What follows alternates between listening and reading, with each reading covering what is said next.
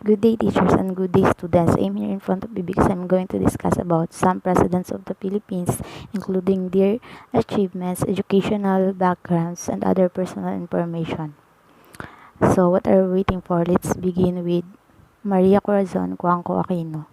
She was the first female president of the Philippines, first president to have their taking of oath administered by an associate justice, first president to have previous experience in government, first president to die in 21st century. She died on August 1, 2009 at the age of 76. Maria Corazon Aquino, popularly known as Cory Aquino, was the Filipino politician who served as the 11th president of the Philippines, becoming the first woman to hold that office. Corazon Aquino was the most prominent figure of 1986 People Power Revolution. And as a president, Aquino oversaw the promulgation of 1987 Constitution, which her administration provided a strong emphasis on and concern with civil liberties and human rights. During her education, he spent her elementary school days at St. Scholastica's College in Manila, and she transferred in U.S. After she graduated from U.S., she returned to the Philippines and studied law at Far Eastern University in 1953. During her presidency, one of Aquino's first moves was the creation of the Presidential Commission on Good Government, or PCGG. President Aquino issued Promulgation Number 3, which established a revolutionary government. Aquino promulgated two legal codes, namely the Family Code 1987, which reformed the civil law on family relation, and Administrative Code of 1987. And during her tenure was the 1991 Local Government Code, which devolved the national government powers to local government unit, or LGUs. After leaving the presidency, Aquino received several awards and citations. In 1994, Aquino was cited as one of the 100 women who shaped world history in a reference book written by Gail Mayer Rolka and published by Bluewood Books in San Francisco. In August 1999, Aquino was chosen Time magazine as one of the 20 most influential Asian of the 20th century, and so on. She also received awards and achievements. This is in the Philippines: Legion of Honor, Chief Commander, Grand Collar of the Order of Sikatuna. She also received foreign awards. One of that is Grand Cross of the Order of the Liberator General in San Martin, Argentina, Grand Cross of National Order or of Merit in France, and so on. So let's move on to Gloria Macapagal Arroyo. Maria Gloria Macapagal Arroyo was born on April 5, 1947. She was served as the 14th President of the Philippines from 2001 until 2010. Before her accession to the presidency, she served as the 10th Vice President of the Philippines from 1998 to 2001 and was a senator from 1992 to 1998.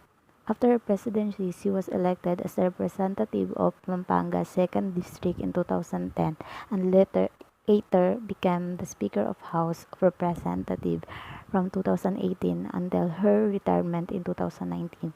She is the first woman to hold two of the highest offices in the country, as a Vice President and a Speaker of House. Next, during her early life and education, Gloria Macapagal Arroyo was born in San Juan, Rizal, Philippines.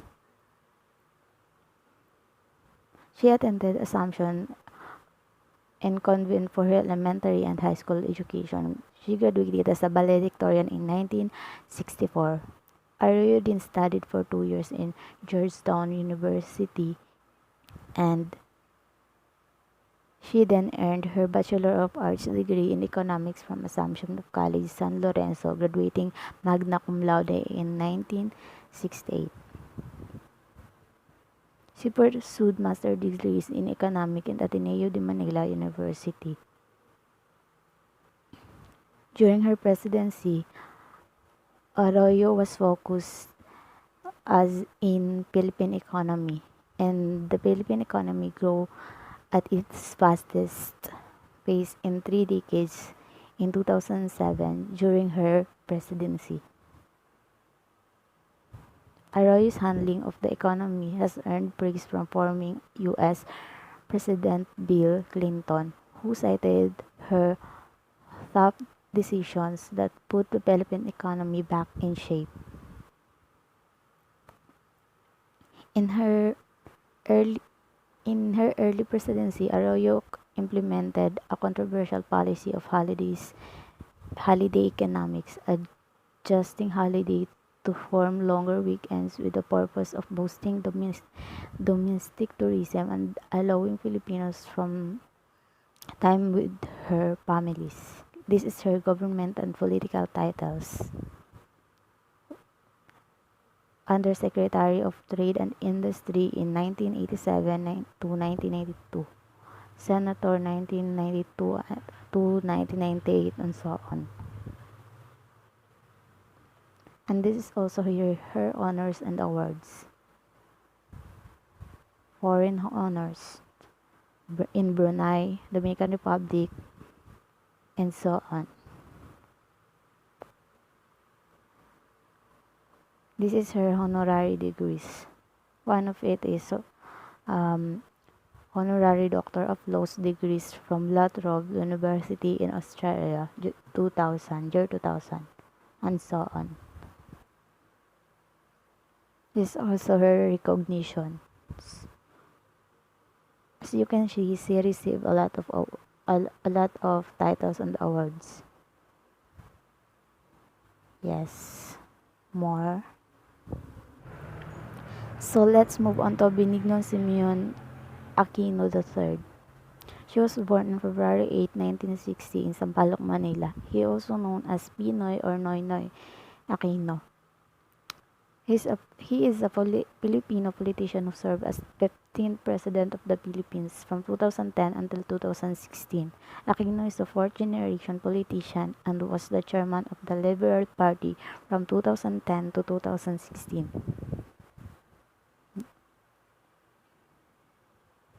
She is sworn in office as the 15th President of the Philippines in the Quirino Grandstand, Rizal Park, Manila. In 2013, she Time named him one of the 100 most influential people in the world. During her early life and education, he attended at Ateneo de Manila University in Quezon City for his elementary school and college education. Aquino finished his Bachelor of Arts major in Economics degree from the Ateneo de Manila University in 1981. During her presidency, Aquino III began at noon of June 30, 2010, when she became the first 15th President of the Philippines. And in June 9, 2010, when the Congress of the Philippines proclaimed Aquino the winner of the 2010 presidential elections held on May 2010, proclaiming Aquino as the President-elect of the Philippines. Aquino took the oath of office on June 30, 2010 at the Quirino Grandstand in Rizal Park, Manila. Aquino created a nuwang policy strengthening the implement of Presidential Decree Number 96. On July 26, 2010, at Batasang Pambansa in Quezon City, Aquino delivered her first State of the Nation address. And also, Aquino announced his intention to reform the education system in the Philippines by shifting K-12 education at the year basic education cycle. She also received a lot of honors and awards. She received foreign honors in Japan, Sovereign Military Order of Malta, Indonesia, and Kuwait. And there's a lot, honorary degrees, and so on. He also received recognitions in United States City Council resolution of welcoming the President Chicago, President by Mayor Rahm Emanuel in May 6, 2015. So let's move on to our last president, which is Rodrigo Duterte.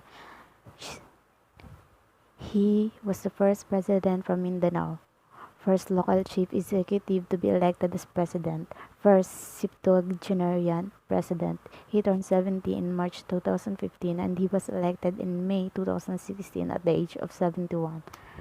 The first president to visit in Israel while in office. During her early life and education, Duterte studied political science at the Lyceum of the Philippines University, graduated in 1964.